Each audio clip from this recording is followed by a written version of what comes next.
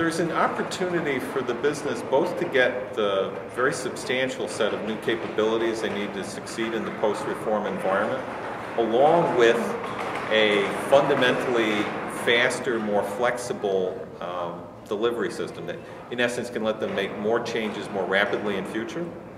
We think for less investment than you would spend incrementally changing the existing system.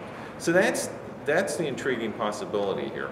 You might, by taking on the full-scale change, actually be able to come out in a substantially better spot than trying to do it, one piece at a time, as it were. Cloud computing is a much ballyhooed term at the moment. In practice, what you're talking about is external computing resources. Some people argue it's radically different. Some people argue it's very much the same as remote data centers and possibilities that they've held for a long time. But at a minimum, what you've got is a facility that wasn't there before. And essentially, if you've got a part of your workload that requires variable capacity, things like the surge of annual enrollment or things like the surge of the marketing campaigns that precede the annual enrollment periods, you can leverage cloud computing to take up that variability in your processing without having to own the assets and hold them in your own data center. So you get a substantially more efficient overall structure if you leverage it as a capability. It doesn't make or break the transition, but again, it can give you more for less. Well, it varies by company. It's certainly not true that everything is changing everywhere, but we are seeing organizations where the IT group is actually starting to take center stage in the transformation that is leading companies into the post-reform world, where you've got the CEO, the COO directly involved in thinking about what the capabilities IT enabling the business are going to be, and directly involved in the discussions with the IT leadership about what they can do in the process.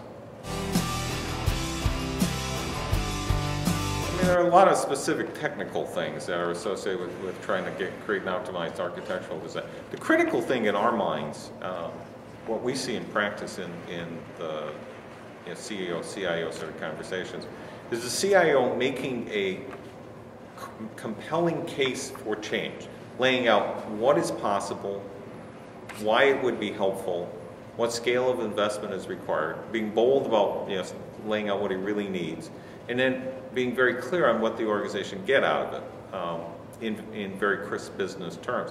Where we see people having those conversations, you see organizations that are fundamentally taking on a different level of change, and we think are going to come out in a very different place in the post-reform world as a result of it.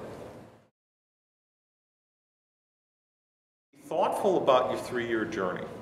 Understand the full level of change you're going to be asked to implement. Think through, on a clean sheet of paper, how you would really want to get between here and 2015. And if however that lays out to you, if it's a radically more outsourced environment, if it's an in-house environment, if it's a radically restructured architecture that you think you want to end up with, set your guideposts to the end state you're looking for, and then think back to what you ought to be doing today.